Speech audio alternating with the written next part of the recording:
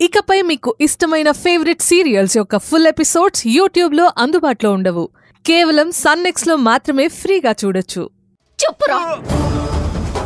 నిజం చెప్పకపోతే ఈవిడతో ప్రాబ్లం, చెప్తే ఆవిడతో ప్రాబ్లం. ఏదో ఒకటి చెప్పి మేనేజ్ చేసేయాలి. చెప్పురా. మేడం, అప్పుడు మమ్మల్ని కొట్టి పోలీసులకు అప్పగించారు కదా, అందుకే మీ మీద పగ తీర్చుకుందామని మిమ్మల్ని ఏం చేయలేక మీ అత్తయ్యని కిడ్నాప్ చేయాలని ప్లాన్ చేశాం. నీ గొంతులో భయం ఉంది కానీ నీ మాటల్లో నిజం లేదురా. నువ్వు నన్ను మోసం చేయలేవా? నిజం చెప్పకపోతే అప్పుడు తప్పించుకున్నా ఇప్పుడు తప్పించుకోలేవురా. బొక్కల్లో వేసి మొక్కలు ఎరుగుతానుతా. చెప్పురా, చెప్పు. Please madam, please please madam, వదిలేయండి. చెప్పురా, చెప్పు. చెప్పురా, చెప్పురా.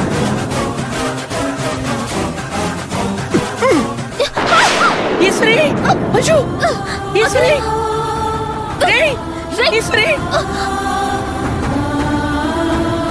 అయ్యో అమ్మా ఇచ్చాడు. అయ్యో ఆకు తుడుస్తాను.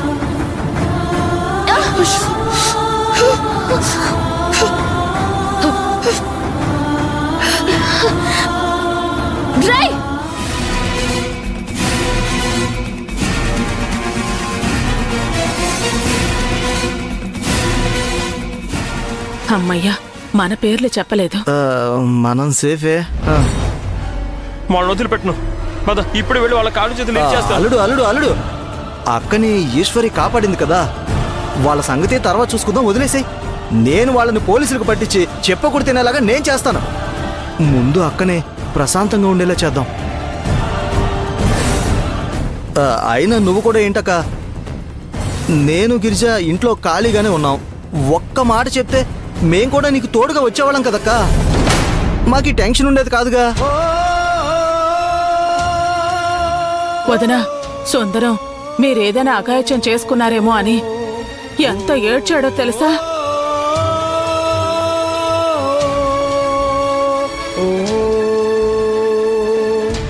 నిజం వదనా. దీనంతటికి కారణం నేనేనమ్మా. నా మీద కోపంతోనే కదా నువ్వు గుడికెళ్ళావు. నేను నిజంగా చాలా పెద్ద తప్పు చేశానమ్మా. దయచేసి ఒక్కసారికి నన్ను క్షమించమ్మా. ఇంకెప్పుడు ఇలాంటి తప్పు చేయనమ్మా. అమ్మా, తప్పు నీది కాదు, నాది.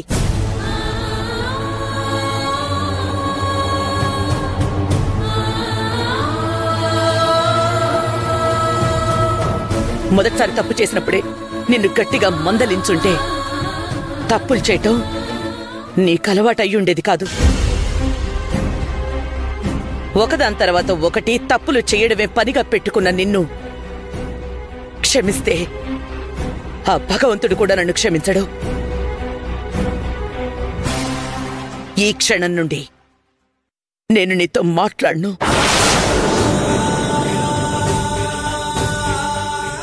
అమ్మా అమ్మా, అంత మాట అనకమ్మా. నీతో మాట్లాడకుండా నేను ఉండలేనమ్మా. కొట్టు, తిట్టు, అయినా నీకు కోపం తగ్గకపోతే నన్ను చంపే. అంతేగాని మాట్లాడను అనకమ్మా. అది నాకు చావు కన్నా పెద్ద శిక్ష. ప్లీజ్ అమ్మా, నీ కాళ్ళు పట్టుకుంటానమ్మా, నన్ను క్షమించమ్మా. సుందరమూర్తి,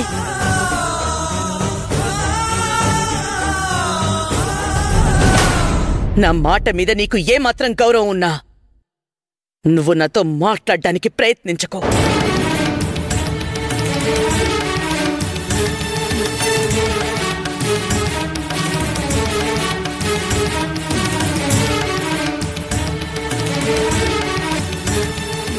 చిన్నయ్య, ఊరుకో చిన్నయ్య. చిన్నయ్య,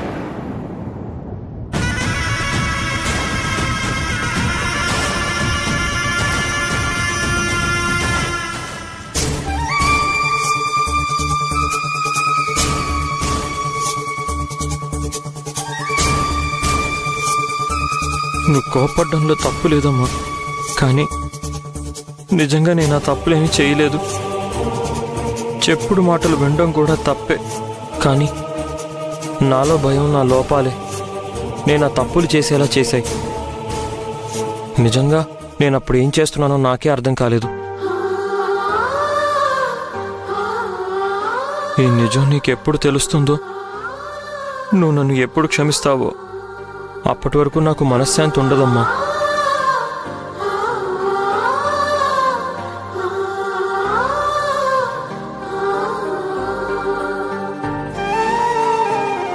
ఈషు, నీకు తెలుసు నాకు మా అమ్మ అంటే ఎంత ఇష్టమో. అలా అని నువ్వంటే నాకు తక్కువ ఇష్టం అని కాదు. మీ ఇద్దరు నాకు 2 కళ్ళ లాంటి వాళ్ళు. ఒకరు ఊపిరైతే ఇంకొకరు ప్రాణం. మీ ఇద్దరు నాతో మాట్లాడకపోతే నాకు ప్రాణం పోతున్నట్టుంది ఈషు. దయచేసి నువ్వైనా నన్ను అర్థం చేసుకో ఈషు. చూడు చిన్నయ్య, నువ్వు ఏ తప్పు చేయలేదని నాకు తెలుసు. కానీ నువ్వు నిజం చెప్పే వరకు నేను నీతో మాట్లాడను.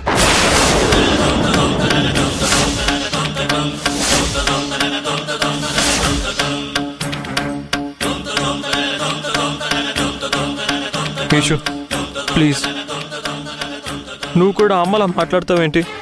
నువ్వు కూడా శిక్షిస్తే నేనేమైపోవాలి? దయచేసి అంత పెద్ద శిక్ష నాకు వేయి ఈషు. మీరిద్దరూ మాట్లాడకపోతే నేను పిచ్చోడిని అయిపోతాను. అర్థం చేసుకో. చిన్నయ్య, ఇది చాలా చిన్న విషయం. నువ్వే నిజాన్ని దాచి ఇంకా చిక్కుముడి పడేలా చేసుకుంటున్నావు. నీకు మేమిద్దరమే ముఖ్యం కదా.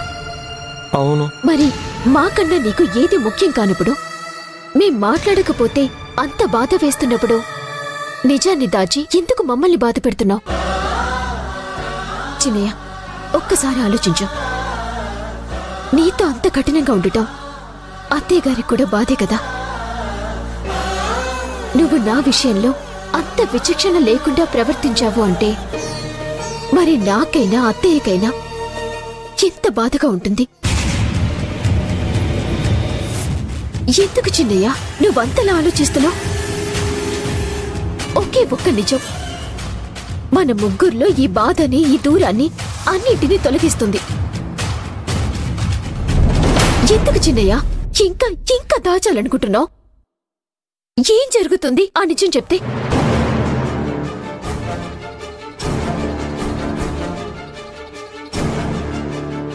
సరే అయితే, నీకు ఎన్ని అవకాశాలిచ్చినా నువ్వు నిజం చెప్పడం లేదు కదా.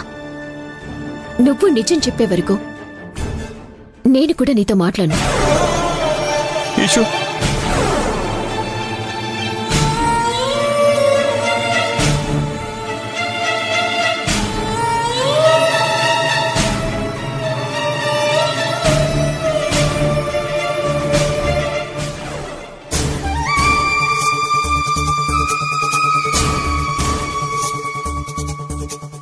అంత మంచి భార్యని బాధ పెట్టడానికి నీకు మనసులా వచ్చింది నాన్న. అయినా ఒకప్పుడు నువ్వు ఇలా ఉండేవాడివి కాదు కదా. అలా ఎలా మారిపోయావు? ఎందుకు ఇలా మారిపోతున్నావు?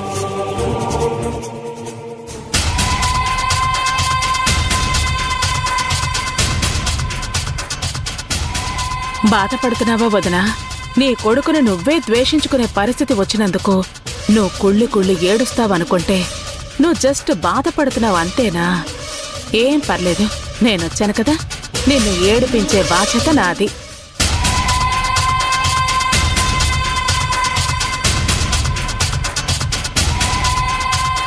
వదినా, బాధపడుతున్నావా? జరిగింది తెలుసుకుని వాళ్ళని సరిదిద్దుతారు అన్న ఉద్దేశంతో మీకు వాళ్ళ విషయం తెలియాలి అనుకున్నాను.